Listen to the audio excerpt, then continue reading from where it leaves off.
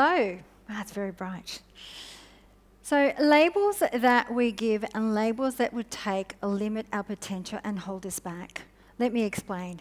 When we use labels like this person is lazy, this person is aggressive, or this person is grumpy, what happens to us is we see them as that label, therefore we behave that way and we keep getting these results. So labels blind us from seeing anything beyond that. The labels that we take on for ourselves, for example, I am not good enough, I am not smart, I'm not tech savvy. As soon as I use words like I am not something, whatever that label is, I actually creating my own reality. So when we think of an emotion, the first thing that comes to mind is a label that we believe it to be. And labels are given to us. At a very young age, when we experience a certain experience, we didn't know what that experience was, but maybe your mother might have said, Catherine, don't be so sad. And so whatever that experience was, I labeled that as sad. And what happens to us, you see, we are bombarded by 2 million bits of information per second via our 5 senses. And what happens is we acknowledge this information, but at the time, depending on our point of focus, we only capture 126 bits at a time. And this is our point of focus. These are our labels. Our labels give us an idea as to what's going on at the unconscious level. You see, these labels were given to us at a very young age through our development phase. From the time that we were born right up to the age of 7, this is our imprinting phase. And what happens is everything around us, from what happened at school, from what we read, from what we saw on TV, from what happened in our family and our parents, basically we downloaded all of that information into our unconscious mind.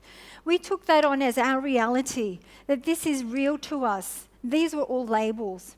Then we moved into another phase, our modelling phase. And what happens is from the age of 7 right up to the age of 14, we start looking external and seeing who inspires us.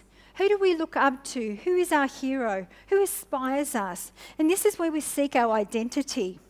I don't know about you, but back in those days, Duran Duran was my time, and I wore those big funky hairdos with the fluffy shirts, and that was my identity at the time. We move into another phase called the socialization, and this happens from the age of 14 to 21. We call this our rebellious years. So once again, during those years, we're very, very motivated by external social media, and our friends. So as you can see, labels were given to us at a very young age and very deeply imprinted into us. So when you think of an emotion, what's the first emotion that comes to mind when you look at this picture? Is it fear? Is it excitement? Is it anger? Is it rage? What is it for you? I have this experiment that I run during my workshop where I have 60 emotions and 60 labels. And I ask my students to pick one card and one label that represents what they see. And then what I do is I put them in groups and I challenge them to swap their labels. And guess what happens? When they swap the label, they actually see the label in the picture. So the reason it's important to understand our labels is because they influence everything that we do. They influence our behaviours. They influence our emotions. They influence our choices as well. And when we're thinking about how they influence us, what happens is that, for example, I'm going to play this out. It's a nice day, it's a Monday morning, the birds are chirping, it's a crisp day, you're feeling really energized, and you think to yourself, you know what, I'm going to go out for a run today. And as you're running through these familiar streets, you're feeling really good, you're in tune with your iPod, you're feeling the rhythm, and then all of a sudden you slip. And then what happens is you have a look, as you're trying to get your balance, you have a look and you realise you've hurt yourself. You look down, your ankle is swelling up. You can no longer go forward. The only option is to go back home. Now, 3 ways that this can play out for you. The first one is, as you're hobbling back home, you are cursing yourself and saying how hopeless you are that you tripped over and hurt yourself. The second way is you're hobbling home and being grateful and happy that you haven't broken anything and you're still able to walk home. The third option is you can actually look at it and own it. Own what's going on and say, isn't funny, just the other day I was thinking how overwhelmed I was with work and look what happened. This is the universe giving me a sign and owning it. You see, how we label our situations really depends on how we respond and we react to them. So the lens of your projector. What's going on in your external world is a reflection of what's going on in your internal world. And we quite often get this wrong. So many times we're unhappy about what's going on at work, what's going on at home, what's going on in our life, and we try to change these things outside. It's so much more easier than that. It's inside. All you have to change is change your perceptions, because it is your perceptions that you project into your environment and therefore create your reality. You see, it's how we interpret our situations depending on the lens that we have on. When we use labels, there is no way that you could identify that label if you didn't own it. And I'll share a story with you. There was once upon a time where I was actually calling everybody an egotistic. It's everywhere I went, there was an egotistic woman, there was an egotistic man, and I heard myself over and over again that I was creating egotistic people all around me. So the way that I got through that was to actually ask myself, where in my life am I an egotistic? And the moment I was able to connect with that, I was able to work with it. See, it's impossible for us to have a label or to label somebody else if we didn't own it. Labeling things do limit what we desire. So what happens is when we label something, it's what we believe. And consciously, this is what we focus on 5% of the time. The rest of the time, the 95% of the time, the unconscious stuff, it blocks it all out. Now, don't get me wrong, labels have a place. For example, if I was to tell you this lady at a cafe is very friendly, or don't touch this, this is harmful, or this food is tasty. They do have a place, but we also have to keep in mind they can keep us stuck. So the map is not the territory, is this. We are all here in this beautiful event, Wide for Wonder.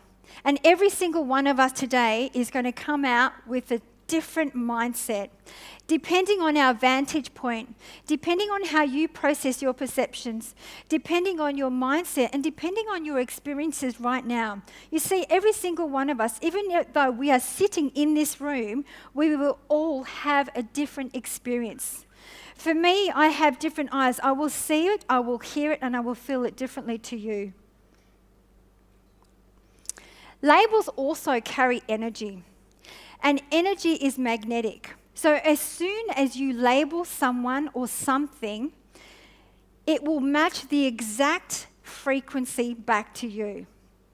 So let me show you how this plays out. So for example, if I label someone as untrustworthy, this is how I see them and this is what I believe them to be. Therefore, I will feel it and project it back out. This is called non-verbal communication, and we do this 55% of our day without even opening up our mouth. You see, the more that we focus on whatever that label is, the more we get of that. Let me ask you, if I was to ask you, what does peace mean to you? A label has so many meanings. If we unpack peace, peace means love, it means calm. It could be a state of stillness for you. So when other people use labels, we have to understand that they have different meanings. Labels shape more than our perception. They're not just empty vessels. They're actually creating our real reality. And this is based on a true story. There was a teacher in the US, she was a relief teacher looking after a class for 3 weeks. The class was labelled the dumb class. And what happened is she looked after this class. 3 weeks later, when the teacher came back, she said, "How did you go?" And she said, "Fantastic, they were awesome." The teacher said, what do you mean they were awesome? Well, have a look. Their names and their numbers. They have high IQs. And the teacher said, these are not their IQs. These are their locker room number.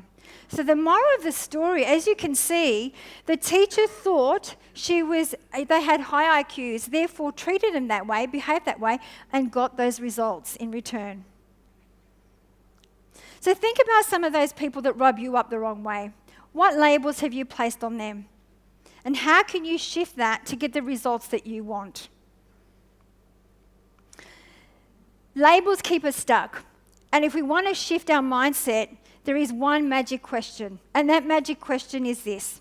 If I think of the label lazy, I could ask, what else could that mean? And what else could that mean is the question. So lazy, what else could that mean? Well, they don't really know what they're doing. They don't understand the job. What else could that mean? They're not using their talent. What else could that mean? They don't feel valued. Change your labels and change your life. Imagine if today, just for today, we cleanse the lens of our own projector and we change our labels. What kind of life will you live today? Thank you.